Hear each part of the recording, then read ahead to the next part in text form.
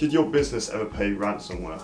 No, I don't think so. Certainly government guidelines and a lot of the bigger players, they say no, you definitely shouldn't pay any sort of ransomware. It doesn't matter how big or small, don't pay it. Is there a risk of me paying ransom and not getting any of my data back? Well, this is exactly it. I mean, first of all, you shouldn't pay a ransomware attack, because if everyone starts paying, then guess what? More people will start holding businesses to ransom. Whereas if you just try and cut it out, then effectively that business model for the hackers isn't there anymore. So that's certainly one of the things. But yeah, you don't know what they've done with the data, because ultimately they've gained access, they then encrypt it so that you then can't use it. Well, of course, what you'd hope is that whether you paid the ransom or not, they would effectively give you the encryption key, which would then unencrypt it. So that's fine. But obviously the people that you're dealing with aren't exactly the most ethical, so you don't know, well, have they made a copy of the data? Have they planted some kind of bugs within the data, left tracking tools in there, things like that? Have they deleted certain things? You just don't know how good the data is anymore. How safe and secure is it? So even though it might become usable again, the other thing is you could pay it and they don't unencrypt it. So there's just so many ifs and variables about the data. Generally we'd say don't pay it. If my data is taken, who owns the data then? Is it the attackers or is it still my own business?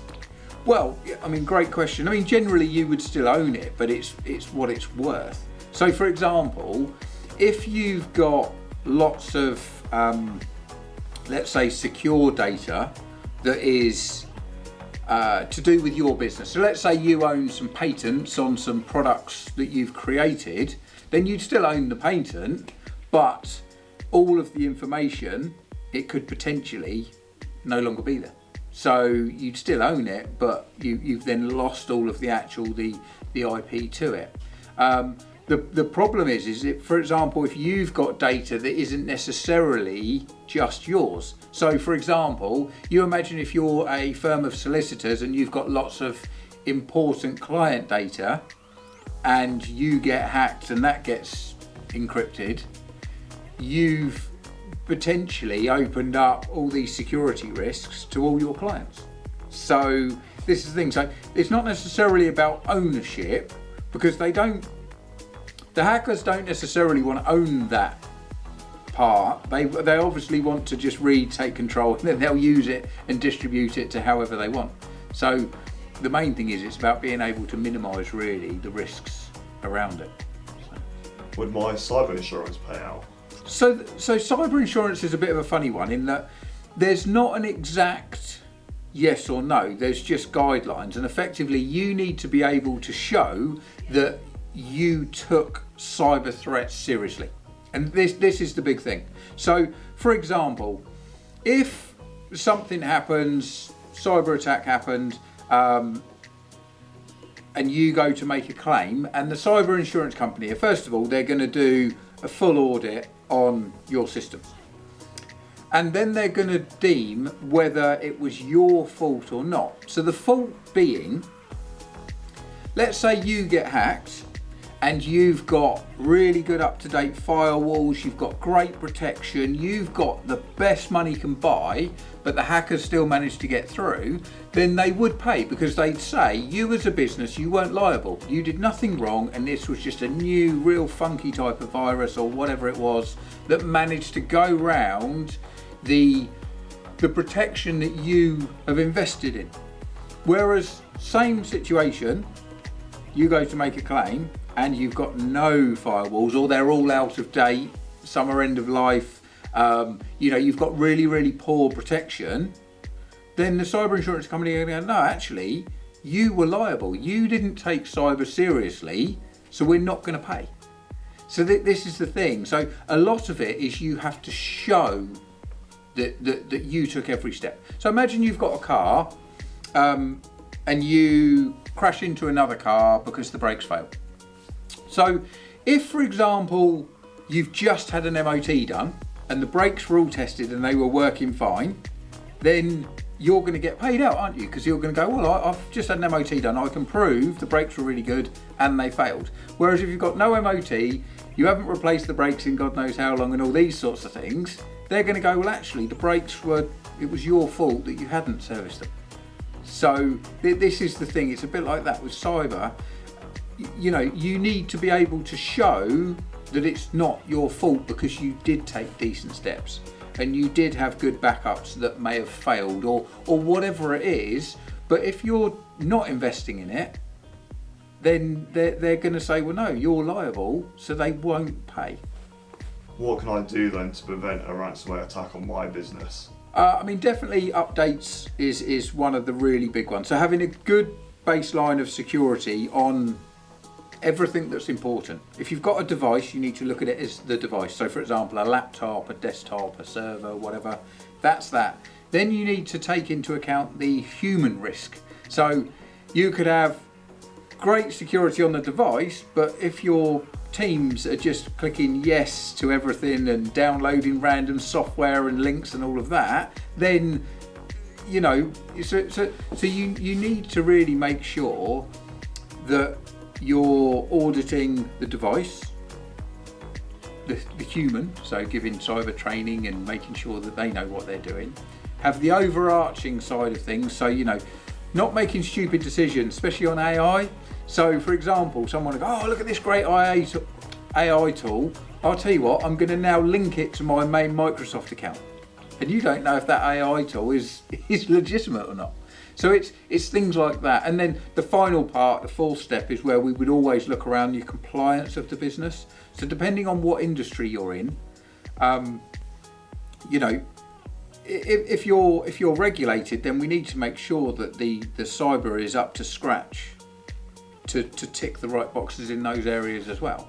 So I would say, in terms of how do you minimize the risk, you need to make sure that you're securing your devices, you're securing from human risk, and then you're securing the business as a whole, and making sure that you've got backups. So the best security planning is, it's not if you're going to get hacked, it's when.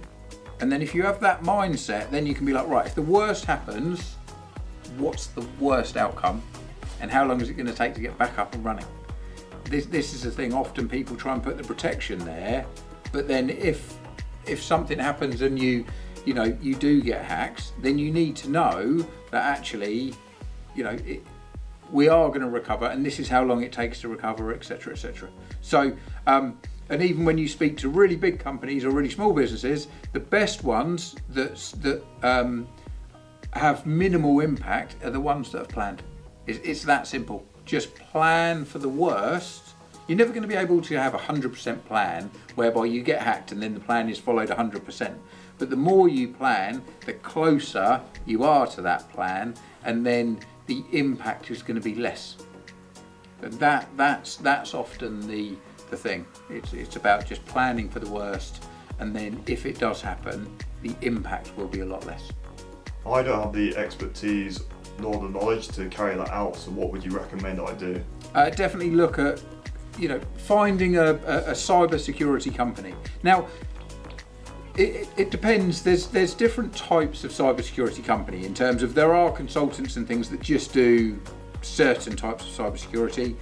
There are IT companies that say they do cyber security, but they don't really, or they'll sell cyber security products. Or then there's the supplier that does the full shebang, which is your full cyber security, and then protecting the devices. And often a good way to look at it is things like Cyber Essentials, which is your sort of your baseline certification for UK businesses. That's backed by the government. That's a really, really good, credible baseline. So for example, if there's an IT support company that doesn't offer cyber security, Cyber Essentials, then you've got to ask, well, is it because they don't have the skill set? And this is where a lot of IT companies are more break fix. So I would say, if you want decent cyber security, you need to just understand who's going to be doing it for the business. But definitely, what you can't have with cyber security is get someone in, there you go, it's all great, and then off they go again. It's more of a continuous evolution, really, and just making sure that you're with a provider that really stays up to date with cybersecurity. Because a cyber attack and cyber theft, they are the biggest risk to any business. You might as well leave the front door open on the business in terms of the chance of a physical burglary happening is a lot less than a cyber attack happening. So, it's more about looking at a decent IT support business that really takes cybersecurity seriously. They don't just go, oh, here's support, and then do you want to add this and add this? That's not the right. It's all about looking at the whole business. How's the whole business protected? That's really the main thing. I'm not too sure about locking into anywhere at the moment. Do you think there's any offers I could take advantage of right now to see if I'm cyber secure? Certainly. So, say for example, Syn-Star, we offer a cyber security audit. So, and that will look at a lot of the different areas, and it will just give you an idea on where you kind of sit. There's in our audit, there's about 50 touch points, 50 different areas that we look at. Just to give us a really good overview.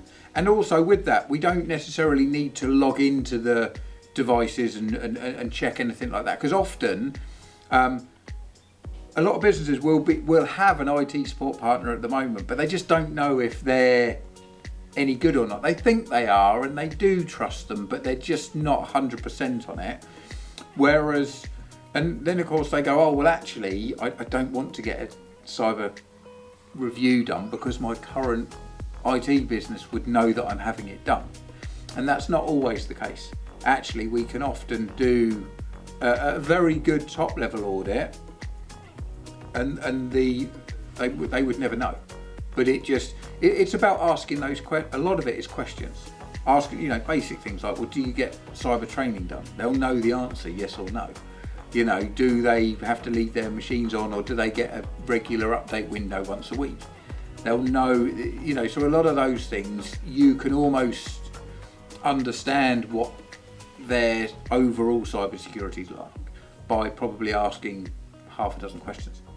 So, I would definitely say whether you've got existing IT support at the moment, or whether you don't have anything, or maybe you've got internal support. Now, internal's an interesting one because their internal people are more paid and praised for keeping things running, not for, necessarily suggesting improvements. And they're often the ones where actually they're probably paying the most money and getting the least. Especially if you've got an internal person that's worked with the business for, say, more than 3 years, and they're not training because they're out of date. So you're effectively, your IT and your security awareness is from 3 years ago. 3 years ago, the world was completely different because it was pre-AI. So, again, it's all of these types of things really that I would say an IT audit for any business is worthwhile. Just even if it's just to get a sense check and then maybe go back to your existing IT company and asking them some awkward questions. And it might be that actually, they have become a little bit lax, but then they improve and then you win. So we at Syn-Star, we offer a free IT audit for businesses of all different sizes. Because it is just a really good benchmark to do. Even if you're not looking at changing IT provider, it's still a really good benchmark to just do that maybe once every year, just to make sure that you haven't missed anything. Because we all know that IT changes and it evolves a lot, but it's amazing the number of people that I've spoken to that have had the same IT company for 5 or 10 years and they're doing it in exactly the same way that they did it 5 or 10 years ago. So, and the world's changed since then. So definitely free IT review, if from Syn-Star, or maybe go to a business and pay for a review. Either way, having a top level review that isn't done by your existing IT company is generally, a good practice to do. Awesome. Thank you very much for your time. Okay, no problem.